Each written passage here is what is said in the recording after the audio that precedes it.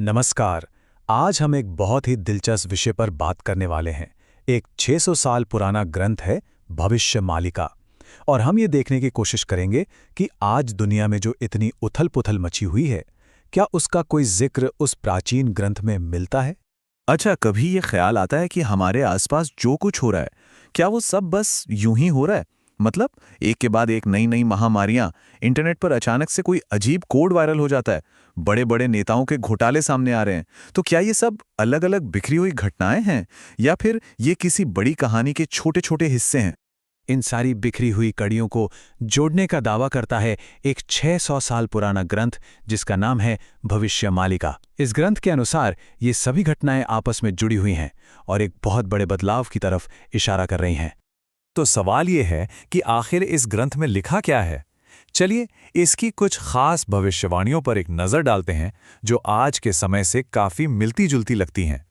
ये एक बहुत ही सीधी और शक्तिशाली बात है जो इस ग्रंथ के मूल विषय को बताती है। एक ऐसा समय आएगा जब समाज के सारे नैतिक मूल्य पलट जाएंगे, जब सत्ता में बैठे लोग और अपराधी दोनों में कोई फर्क ही नहीं रहेगा। अब ये सोचने वाली बात है कि क्या आज की दुनिया में ऐसा कुछ सच होता दिख रहा है? तो जो पहली भविष्यवाणी है वो है अनजान बीमारियों के फैलने की। और ये एक ऐसा संकेत है जिसे शायद हाल के कुछ सालों में हम सब ने बहुत करीब से महसूस किया है। भविष्यमालिका में लिखा है कि अज्ञात बीमारियां आएंगी जो इंसानों को घेर लेंगी। और देखिए, हाल ही में केरल और पश्चिम बंगाल में निपाह वायरस फिर से सामने आया। इसकी मृत्यु दर 40 से 70% तक है। जरा सोचिए, कोविड की मृत्यु दर करीब 1% थी। ये उससे कहीं कहीं ज्यादा खतरनाक है।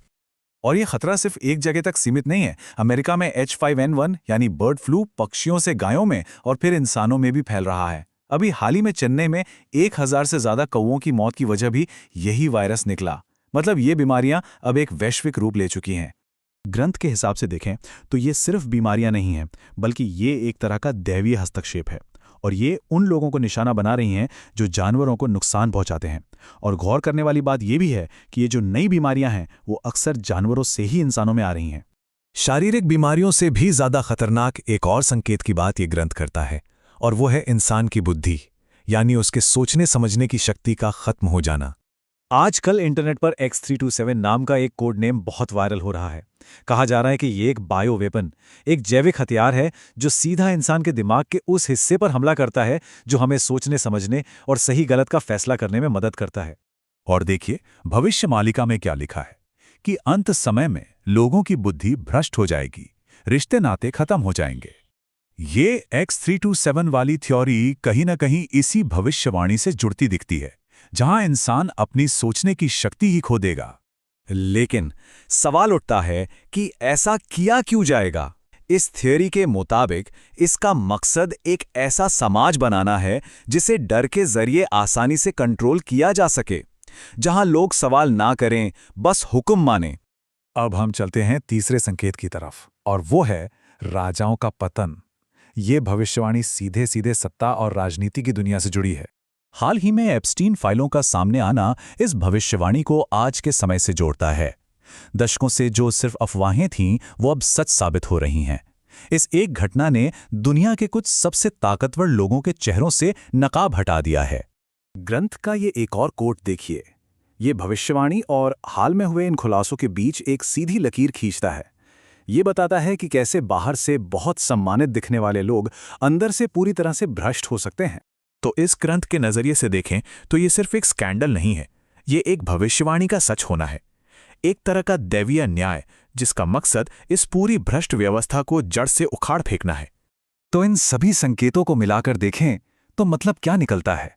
क्या ये सब अलग अलग घटनाएं हैं या फिर ये किसी बहुत बड़े बदलाव का हिस्सा है? और यहीं पर युग संधि का एक बहुत गहरा दार्शनिक कॉन्सेप्ट सामने आता है।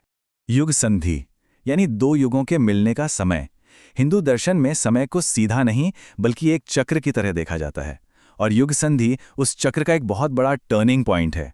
इस हिसाब से आज जो ये सारी उथल-पुथल हो रही है वो सिर्फ तबाही नहीं है, बल्कि एक पुराने सड़ चुके युग का अंत है, ताकि एक नए युग की शुरुआत हो सके। इस पूरी विनाशी लीला का जो अंतिम दार्शनिक उद्देश्य है वो है भगवान कल्कि के अवतार के लिए रास्ता तैयार करना। और एक नए, सत्य पर आधारित युग की नींव रखना।